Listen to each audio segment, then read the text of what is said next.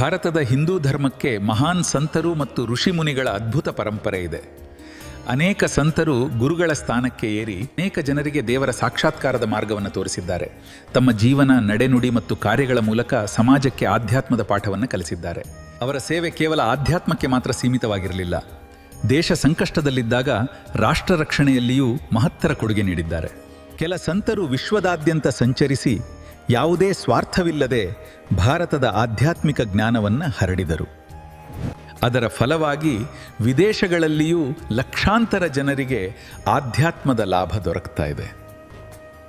ಲಕ್ಷಾಂತರ ವರ್ಷಗಳಿಂದ ನಮ್ಮ ಋಷಿಮುನಿಗಳು ವೇದ ಜ್ಞಾನವನ್ನು ಕಾಪಾಡಿ ಉಳಿಸಲು ಅಪಾರ ಶ್ರಮಪಟ್ಟಿದ್ದಾರೆ. ಮಾನವ ಜೀವನಕ್ಕೆ ಉಪಯುಕ್ತವಾದ ಅನೇಕ ಶಾಸ್ತ್ರಗಳು ಮತ್ತು ವಿಷಯಗಳನ್ನು ರಚಿಸಿ ಜನರಿಗೆ ಸುಲಭವಾಗಿ ಅರ್ಥವಾಗುವಂತೆ ಮಾಡಿದ್ದಾರೆ.